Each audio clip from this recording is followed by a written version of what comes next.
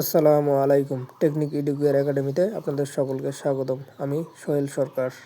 প্রিয় শিক্ষার্থীরা, এখন আমি তোমাদেরকে শেখাবো কিভাবে রচনা মুখস্থ না করেও টেকনিকের সাহায্যে সহজেই আয়ত্তে নিয়ে আসা যায়।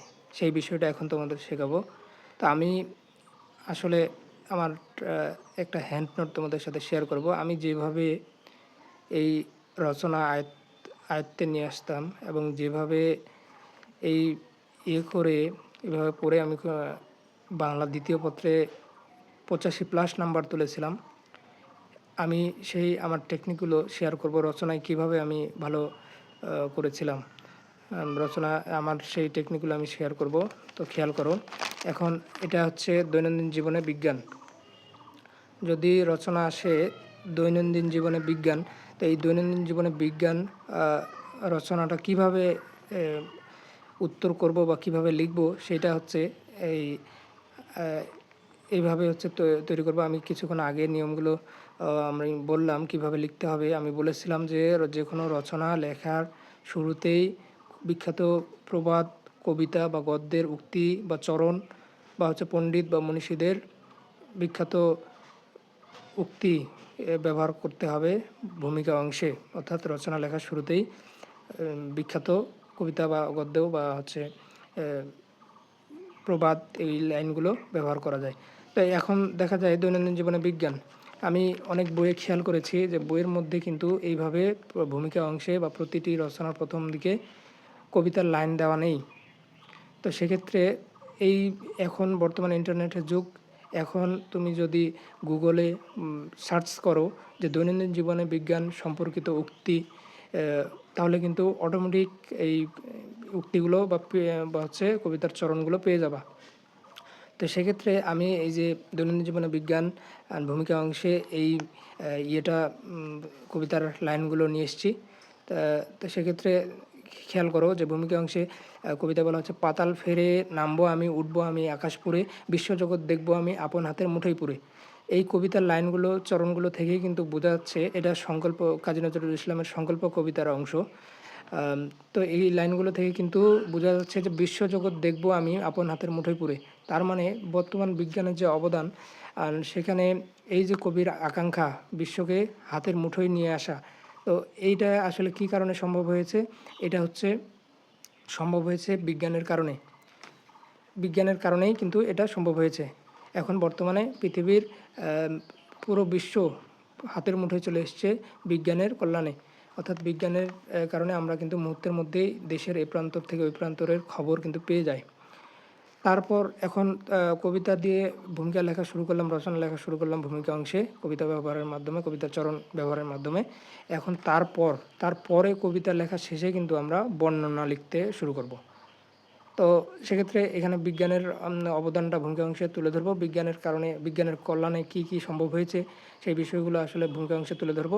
এরপর হচ্ছে দ্বিতীয় পয়েন্ট হচ্ছে আধুনিক বিজ্ঞান। আধুনিক বিজ্ঞান এক্ষেত্রে আমি বলি যে বাংলা রচনা যেহেতু অনেক বড়, এটা মুখস্থ করা সম্ভব হলেও মনে রাখা একটু কষ্টকর। তো আসলে কতগুলোই বা মুখস্থ করা যায়, রচনা তো একটা দুইটা না, অনেক রচনা থাকে। তো সেক্ষেত্রে মুখস্থ করে মনে রাখা কিন্তু অনেক কষ্ট হয়ে যায়। আবার পরীক্ষার হলে গিয়ে মুখস্থ বিষয় মনে করে লেখাও কিন্তু অনেক কঠিন, যেহেতু বাংলা বিষয় সহজে মনে থাকতে চায় না। তো সেক্ষেত্রে আমি যে টেকনিকটার কথা বলবো সেটা হচ্ছে, তোমার পাঠ্য বইয়ে তুমি যে বই থেকে রচনাগুলো পড়ছো, সেই রচনার মধ্যে খেয়াল করবে এই পয়েন্টগুলো, প্রথমত পয়েন্ট সিলেক্ট করবে।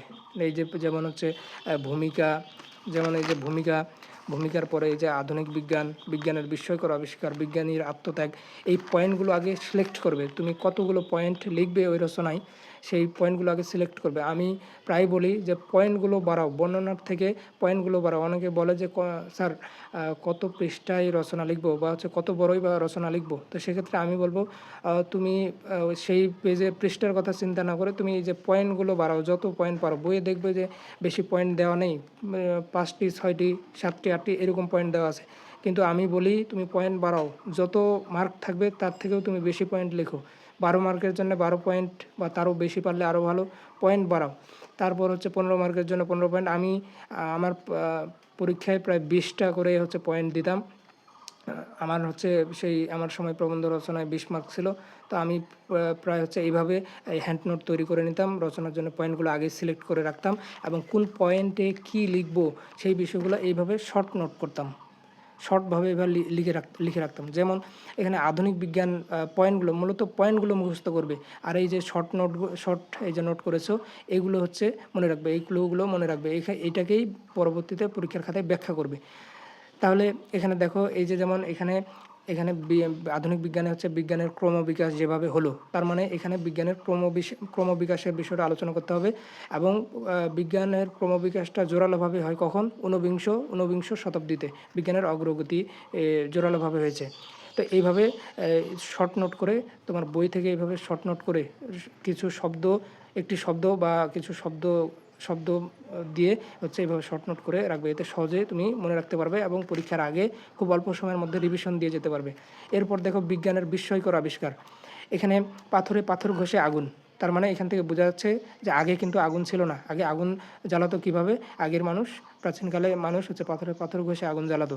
তারপর দেখো কিন্তু বর্তমানে কিন্তু এই পাথর ঘষে আগুন জ্বালাতে হয় না। বিজ্ঞানের কল্যাণে আমরা এখন খুব সহজেই আগুন জ্বালাতে পারি বা আগুন ব্যবহার করতে পারি। তারপর দেখো জল, স্থল, মহাকাশ জয় সম্ভব হয়েছে কিসের কারণে? বিজ্ঞানের কারণে। বিদ্যুৎ, আণবিক শক্তি, কম্পিউটার, এগুলো কি? বিজ্ঞানের অবদান।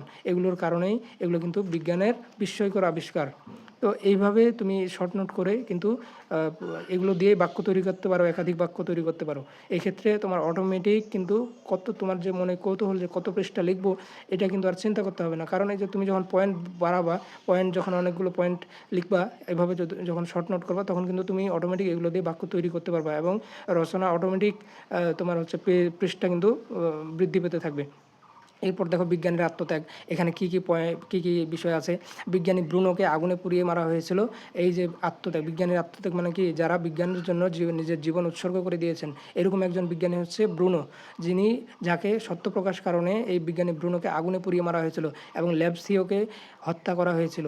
তারপর হচ্ছে আর্কিমিডিস, কোপারনিকাস, গ্যালিলিও, এই বিজ্ঞানীদের অবদান কিন্তু অস্বীকার করা যায় না। এরা নিজেদের জীবন উৎসর্গ করেছে এই বিজ্ঞানের কল্যাণের জন্য।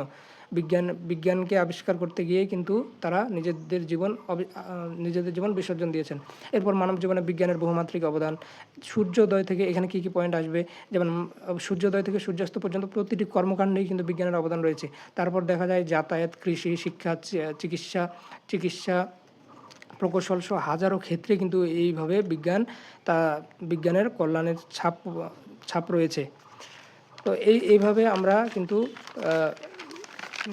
আমরা কিন্তু খুব সহজেই এগুলো তৈরি করতে পারি। এরপর খেয়াল করো যে দৈনন্দিন বিজ্ঞানে কী কী অবদান রেখেছে বিজ্ঞান। সেক্ষেত্রে দেখো বিজলি বাতি, পাখা, মোটর গাড়ি, উড়োজাহাজ, হিটার, চুল্লি, এগুলো কিন্তু বিজ্ঞানের অবদান। এগুলোতে আমাদের অর্থাৎ দৈনন্দিন আমরা প্রতিনিয়ত যে ইয়েগুলো ব্যবহার করছি, আশেপাশে আমরা যা কিছু ব্যবহার করছি, এখানে কিন্তু বিজ্ঞানের ছাপ রয়েছে। এরপর খেয়াল করো নাগরিক সভ্যতায় বিজ্ঞান। নাগরিক বলতে নগর সভ্যতায়, অর্থাৎ শহরের মধ্যে, নগরে যে গেলেই আমরা দেখতে পাবো বিজ্ঞানের চারপাশে বিজ্ঞানের অবদান। যেমন বিজলি বাতিতে নগরের রাস্তাঘাট কিন্তু আমরা শহরের মধ্যে গেলে শহরের দুই পাশে বিভিন্ন ল্যাম্প দেখতে পাই। তারপর হচ্ছে বিভিন্ন বিল্ডিং, বড় বড় ফ্ল্যাট, সেগুলো কিন্তু বিজলি বাতিতে সজ্জিত থাকে। রাস্তাঘাট, বাড়িঘর সব কিছু ঝলমল করে বিজলি বাতিতে। এরপর হচ্ছে আমরা কি বৈদ্যুতিক সুইচের চাপ দিলেই কিন্তু আমাদের এখন ম্যাজিক চুলার প্রচলন আছে। ম্যাজিক চুলা আমরা সহজেই কিন্তু বৈদ্যুতিক সুইচের চাপ দিলেই কিন্তু আমরা রান্না করতে পারি এবং বৈদ্যুতিক সুইচের চাপ দিলেই কিন্তু আলো জ্বলে, আবার হচ্ছে ফ্যান চলে। এইগুলো কিন্তু বিজ্ঞানের নাগরিক সভ্যতায় এগুলো খেয়াল করা যায়, বা হচ্ছে বিজ্ঞানের অবদানটা কিন্তু নগর সভ্যতায় বেশি লক্ষ্য করা যায়। তারপর পরিবহন ও যোগাযোগ বিজ্ঞানে খেয়াল করি, পরিবহন বা যোগাযোগ ব্যবস্থা আরও উন্নত হয়েছে এই বিজ্ঞানের কারণে। যেমন উড়োজাহাজে আমরা খুব সহজেই মুহূর্তের মধ্যে এক দেশ থেকে অন্য দেশে চলে যেতে পারি, পৃথিবীর এক প্রান্ত থেকে অন্য প্রান্তে চলে যেতে পারি। নৌজাহাজ, জলযান অর্থাৎ বিভিন্ন এই যে নৌযান বা হচ্ছে তোমার জাহাজ, স্টিমার, এগুলোর সাহায্যে আমরা কিন্তু নদীপথে বা সমুদ্রপথে এক দেশ থেকে অন্য দেশে চলে যেতে পারি, এক জায়গা থেকে অন্য জায়গায় যেতে পারি। টেলিগ্রাফ, টেলিপ্রিন্টার, ফ্যাক্স, ইমেল, এই যে ইন্টারনেটের মাধ্যমে আমরা কি বিশ্ব এখন হাতের মুঠোয় ইন্টারনেটের কারণে। তো এই যে দেখো শর্ট নোট, এইভাবে শর্ট নোট এগুলো তুমি মনে রাখবা, মুখস্থ না করে এই বিষয়গুলো তুমি মনে রাখবা, পয়েন্টগুলো মনে রাখবা, পয়েন্টগুলো মুখস্থ করবা এবং পয়েন্টে কি কি বিষয় লিখবা সেটা কিন্তু শর্ট করে এইভাবে শর্ট শব্দ দিয়ে এইভাবে মনে রাখবা, তাহলে তোমার মুখস্থ করার প্রয়োজন নেই। বাক্য মুখস্থ দীর্ঘ এই যে এত বড় রচনা মুখস্থ করার প্রয়োজন নেই। এভাবে পয়েন্ট নির্ধারণ করে তুমি শর্ট নোট করবা এইভাবে শব্দ বা শব্দগুচ্ছ দিয়ে, এতে সহজেই তুমি পরীক্ষার আগ মুহূর্তেও কিন্তু চাইলে রিভিশন দিয়ে যেতে পারো। চিকিৎসা জগতে বিজ্ঞানের অবদান কী কী, এখানে দেখি যে এক্স রে, আলট্রাসোনোগ্রাফি, এক্স রের মাধ্যমে আমরা খুব সহজেই কিন্তু বিভিন্ন রোগ নির্ণয় করতে পারি। অপটিক ফাইবারের মাধ্যমে ক্যান্সার নির্ণয় করা যায়। অতি কম্পনশীল শব্দ লেজারের মাধ্যমে দেহের যে কোনো স্থানে কিন্তু অপারেশন করা সম্ভব হচ্ছে বা রোগ নির্ণয় করা সম্ভব হচ্ছে। এরপর কম্পিউটার প্রযুক্তি, কম্পিউটার, তো এই কম্পিউটারের অবদান তো অস্বীকার করা যায় না। কম্পিউটার দিয়ে আমরা কত সকল কাজই কিন্তু খুব সহজেই করতে পারি। এরপর শিল্পক্ষেত্রে বিজ্ঞান, যন্ত্র ব্যবহারের ফলে শিল্প কারখানার কিন্তু খরচ এখন কম পড়ছে, সময়ও কিন্তু কম ব্যয় হচ্ছে, অধিক উৎপাদনও হচ্ছে। তাহলে এই শিল্পক্ষেত্রেও কিন্তু বিজ্ঞানের অবদান অস্বীকার করা যায় না। এরপর জনসংখ্যা সমস্যা সমাধানে বিজ্ঞান, এখন দেখা যাচ্ছে জন্ম নিয়ন্ত্রণ পদ্ধতিতেও কিন্তু কি বিজ্ঞানের ছোঁয়া পেয়েছে। এরপর জন্ম নিয়ন্ত্রণে ব্যবহৃত বিভিন্ন সরঞ্জামাদি ব্যবহৃত হচ্ছে, এগুলোও কিন্তু কি বিজ্ঞানের অবদান, এগুলো অস্বীকার করা যায় না। তো এইভাবেই আমরা ছোট ছোট শব্দ দিয়ে 2, 3টি 4টি এভাবে বাক্য তৈরি করলেই কিন্তু এই রচনাটা এমনিতেই অনেক পৃষ্ঠা হয়ে যাবে। এরপর খেয়াল করি যে মহাশূন্যের রহস্য উদ্ঘাটনে বিজ্ঞান, মহাশূন্যের রহস্য উদ্ঘাটন সম্ভব হয়েছে কী কারণে, বিজ্ঞানের কারণে। এই যে বিভিন্ন স্যাটেলাইট প্রযুক্তি, রকেট, এগুলো কিন্তু মহাশূন্যে প্রেরণ করে বর্তমানে মহাশূন্যের রহস্যগুলো উদ্ঘাটন সম্ভব হয়েছে। এরপর মানুষ চাঁদে গিয়েছে কিসের কল্যাণে, বিজ্ঞানের কল্যাণে, এবং হচ্ছে কি এই যে বিভিন্ন রকেট আবিষ্কার হয়েছে, যেটার সাহায্যে খুব সহজেই কিন্তু মানুষ যে কোনো জায়গায় যেতে পারছে। আর এমনকি মঙ্গল গ্রহেও অভিযান সম্ভব হয়েছে কিসের কারণে, এই যে বিজ্ঞানের নতুন নতুন আবিষ্কারের কারণে। উপগ্রহ যান পাঠানো গিয়ে সম্ভব হয়েছে, রকেট আবিষ্কার সম্ভব হয়েছে, এবং মানুষের কাজগুলো এখন রোবট দ্বারাই কিন্তু সম্ভব হচ্ছে কিসের কল্যাণে, বিজ্ঞানের কল্যাণে। এরপর দেখি শিক্ষা ও জ্ঞান বিস্তারে বিজ্ঞান, মুদ্রণ যন্ত্র কিন্তু আগে ছিল না, ধাপে ধাপে আমরা মুদ্রণ যন্ত্র পেয়েছি এই বিজ্ঞানের কল্যাণে, বিজ্ঞানের আবিষ্কারের ফলে। এমনকি ক্যালকুলেটর, কাগজ, সংবাদপত্র, পুস্তক, এছাড়া চলচ্চিত্র, বেতার যন্ত্র, টেলিভিশন, কম্পিউটার, এগুলো সব কিন্তু বিজ্ঞানের অবদান, এগুলো অস্বীকার করা যায় না। এরপর কৃষিক্ষেত্রে বিজ্ঞান, আগে কৃষিক্ষেত্রে ব্যবহৃত হতো লাঙ্গল, কিন্তু বর্তমানে কী ব্যবহৃত হচ্ছে, ট্র্যাক্টর, এটাই কিন্তু একটা বাক্য হতে পারে। তারপর হচ্ছে আধুনিক রাসায়নিক সার ব্যবহৃত হচ্ছে, আগে কিন্তু এই রাসায়নিক সারগুলো ছিল না। আগে এই যে জৈব সারের পরিবর্তে এখন ব্যবহৃত হচ্ছে রাসায়নিক সার। এছাড়া উন্নত মানের বীজও কিন্তু তৈরি করা যাচ্ছে বিজ্ঞানের অবদানের কারণে। তারপর আবহাওয়া ক্ষেত্রে বিজ্ঞান কী কী বিষয় আছে, মহাকাশে কৃত্রিম উপগ্রহ প্রেরণ করা সম্ভব হয়েছে। মহাকাশে এই যে কৃত্রিম উপগ্রহ কিন্তু আমাদের প্রতিনিয়ত আবহাওয়ার বার্তা দেয়, আবহাওয়ার পূর্বাভাস দেয়। এই মহাকাশে এই যে কৃত্রিম উপগ্রহ বিভিন্ন জায়গার ছবি প্রেরণ করে আবহাওয়া দপ্তর বা আবহাওয়ার পূর্বাভাস দিতে কিন্তু সক্ষম হয়েছে বিজ্ঞানের কল্যাণে। এরপর ভূ উপগ্রহের মাধ্যমে খনিজ সম্পদ, তেল ও গ্যাসের উৎস, মাটির উপাদান ও জলজ সম্পদ সম্পর্কে জানা যাচ্ছে কিন্তু বর্তমানে। এরপর খেয়াল করি যে বিজ্ঞানের যেমন উপকার আছে তেমন আবার অপকারিতাও কিন্তু আছে। অপকারিতা কী কী, এই যে বিজ্ঞানের কল্যাণে বর্তমানে কিন্তু অ্যাটম বোমা তৈরি হয়েছে, হাইড্রোজেন বোমা তৈরি হচ্ছে, ডিনামাইট, বোমারু বিমান, ট্যাঙ্ক, এগুলো কিন্তু মানব জীবনের জন্য, মানব সভ্যতার জন্য অনেক ক্ষতিকর। আমরা এর আগে শুনেছি যে এই যে জাপানের হিরোশিমা নাগাসাকিতে অ্যাটম বোমার, পারমাণবিক বোমার কারণে কিন্তু প্রায় একটা সভ্যতা ধ্বংস হতে চলেছিল, প্রায় মানে ধ্বংস হয়ে যায়, মানে এত ধ্বংসযজ্ঞ চালিয়েছিল ওই সময়, সেটা আমাদের সকলেরই জানা। তো এটার ভয়াবহতা আসলে আমরা সবাই জানি। এই যে যুদ্ধক্ষেত্রে বিভিন্ন রাষ্ট্র বা দেশ এই যে তাদের হচ্ছে এই বোমা বা হচ্ছে বোমারু বিমান, ট্যাঙ্ক ব্যবহার করে কিন্তু মানব সভ্যতা বিলুপ্তের পথে চলে যেতে পারে এসবের কারণে। তো এগুলো কিন্তু বিজ্ঞানের অপকারিতার দিক, বিজ্ঞানের হচ্ছে নেগেটিভ দিক। তবে শুধু যে বিজ্ঞানের অপকারিতা যে আছে তার তুলনায় কিন্তু উপকারিতাই বেশি। তো এরপর এখন উপসংহারে কী লিখব? উপসংহারে মনে রাখবো যে বিজ্ঞানকে সভ্যতার বিকাশে কাজে লাগাতে হবে, তবে বিজ্ঞান অভিশাপ না হয়ে আশীর্বাদই হবে। এখন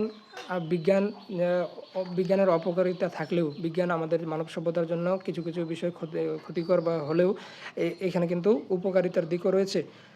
অর্থাৎ এটা আমরা এই বিজ্ঞানকে যদি সভ্যতার বিকাশে কাজে লাগাই, কোনো নেগেটিভ কাজে বা হচ্ছে খারাপ কাজে যদি ব্যবহার না করি, এটা যদি আমাদের সভ্যতার বিকাশে ব্যবহার করি, তবে অবশ্যই কিন্তু বিজ্ঞান অভিশাপ না হয়ে আশীর্বাদই হবে। তো এই হ্যান্ড নোটটা এই পর্যন্তই আসলে। তাহলে খেয়াল করি যে আমার এখানে পয়েন্ট কতগুলো আছে খেয়াল করি। এখানে ভূমিকা, আধুনিক বিজ্ঞান 2, 3, 4, 5, 6, 7, 8, 9, 10, 11, 12, 13, 14, 15, 16, 17, এখানে প্রায় 17টা পয়েন্ট আছে। তো এখন এখানে বিষয় হচ্ছে এই পয়েন্টগুলো আসলে যদি বইয়ে দেওয়া না থাকে নিজে তৈরি করে নিতে হবে। তৈরি করা খুব সহজ। অর্থাৎ ওই বই যার কাছে যে বই আছে সেই বইয়ে রচনা বা প্রবন্ধ রচনা পড়ার সময় সেখান থেকেই কিন্তু পয়েন্ট তৈরি করা যায়। তো আমি বলি বর্ণনার থেকে তথ্যের ব্যবহার বা ডাটার ব্যবহারের ওপর বেশি গুরুত্ব দিবা এই রচনা লেখার ক্ষেত্রে। আর হচ্ছে ঢালাভাবে না লিখে বিভিন্ন এই যে পয়েন্ট ব্যবহার করে এভাবে ভাগ করে, মানে এইভাবে পার্ট করে লেখাই কিন্তু উত্তম। তো সেক্ষেত্রে আমি বলবো যে বর্ণনার থেকে তথ্য ব্যবহারে গুরুত্ব দাও রচনায়। এবং প্রয়োজনে বিভিন্ন উক্তি, মানে কবিতার উক্তি চাইলে তুমি একাধিক, মানে যত বেশি পারা যায় কবিতার উক্তি বা হচ্ছে গদ্যের উক্তি বা প্রবাদ বা প্রচলিত বাগধারা কিন্তু তুমি এই রচনায় ব্যবহার করতে পারো। এতে তোমার লিখিত রচনা কিন্তু আরও বেশি সমৃদ্ধ হবে। এতে তোমার নাম্বার কিন্তু অটোমেটিক বাড়তে থাকবে। তো আজকে এই পর্যন্তই। আমার ভিডিওটি যদি ভালো লেগে থাকে, ক্লাসটি যদি ভালো লেগে থাকে, তাহলে অবশ্যই চ্যানেলে লাইক ও কমেন্ট করতে ভুলবেন না এবং চ্যানেলটি সাবস্ক্রাইব করে পাশে থাকবেন। ধন্যবাদ।